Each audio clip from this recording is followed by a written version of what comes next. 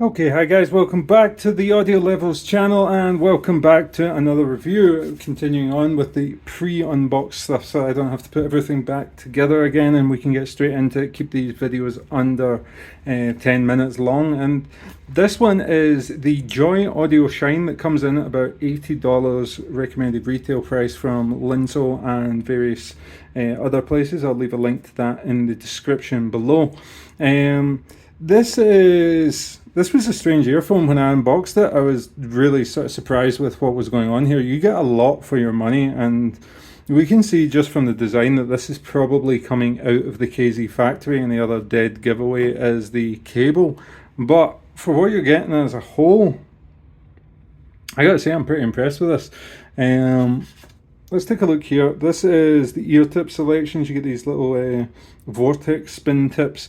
You get a slightly wider silicone tip, and you get two black tips that are somewhere buried in here because I took it off for that's a standard little vortex tip on it as well. I'll show you what else you get. You get the carry case, which is pretty generic little carry case. It's kind of that campfire audio style that's been ripped off so well at this point. It's not perfect, got little threads coming loose and stuff like that. Now, probably the most important part of this headphone is for once going to be the instruction manual. Now, a lot of Chinese earphones come with instruction manuals, but they don't need them. This one, you're going to need. Because it's going to tell you how to use your earphones, and you're wondering, why would I need to know how to use my earphones? I put them in the ear, I pop the 3.5 in the player, and off I go. But then you look on the top, there's 4 switches, guys. These are switches that are going to allow you to tune the music to your own taste. Now, I'm going to talk about this in a second as both a pro and a con, because in total, with all the setting switches and stuff like that, you have 16 different tuning options on these earphones. They are a 2 balanced armature, 1 dynamic driver, so they are a hybrid earphone.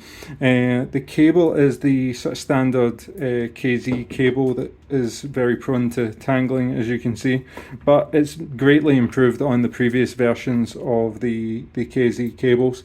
It's got the QDC connector on the end here, which just means that it is a 2-pin connector with a hood system over the top of it. So you connect it over the top there. The earphones are really well built. It's got the resin on the bottom, but this metal faceplate comes over the top and provides some rigidity to the overall earphone. They're fine for medium large ears. Small ears I would look elsewhere. And they have a medium depth insertion. Very easy to use set of earphones. And let's talk a little bit about the sound and these tuning switches in particular. Now, I'm not the biggest fan of tuning systems, and with this has done absolutely nothing different to change my mind about that.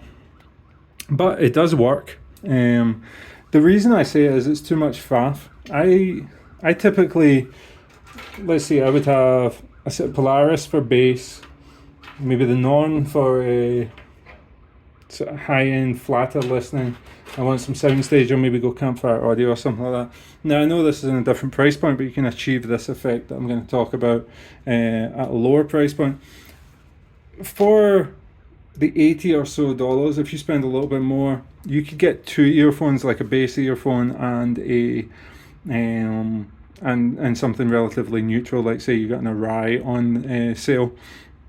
This to me, it sounds very, I would say, a very slight V tuning, like slight emphasis on the bass and slight emphasis on the treble, sort of intense sounding balanced armatures, like quite sharp sounding balanced armatures.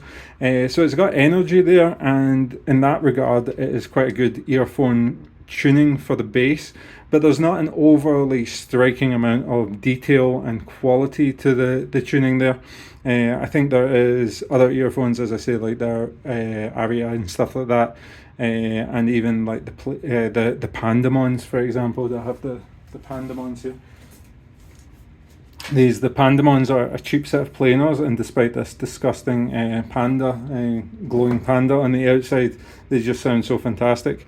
This one, the real gimmick on it is the tuning system.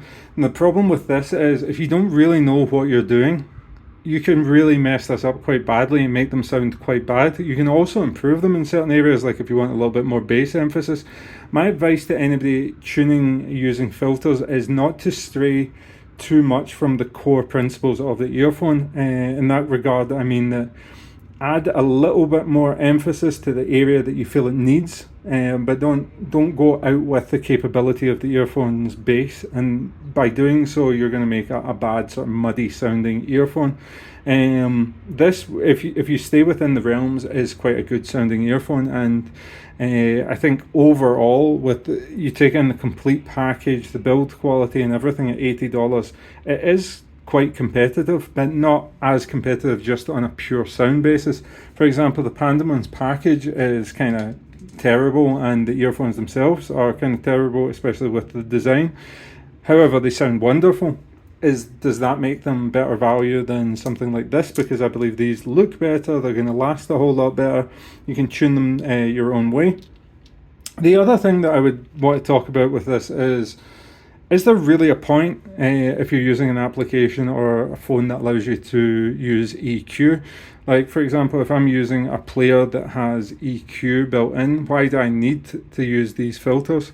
For me, there's no real advantage because I can achieve the same result with more sort of precise actions with 10-band EQ. So it has its positives, it has its negatives. I quite like the earphone. I think it's very easy to listen to, it's very pleasant, it's very inoffensive, and I really like that KZ are pushing the boundaries a little bit more. So I'm going to give this one a pass. It's not the most explosively, oh, this is worth more than its price point would suggest, but for its price point, I think it's competitive. And if you like KZ earphones, this is definitely one of the ones that you're going to check out, even though it's under the name Joyodio Shine. So thanks for watching, guys. I'll see you in the next video. I'm out.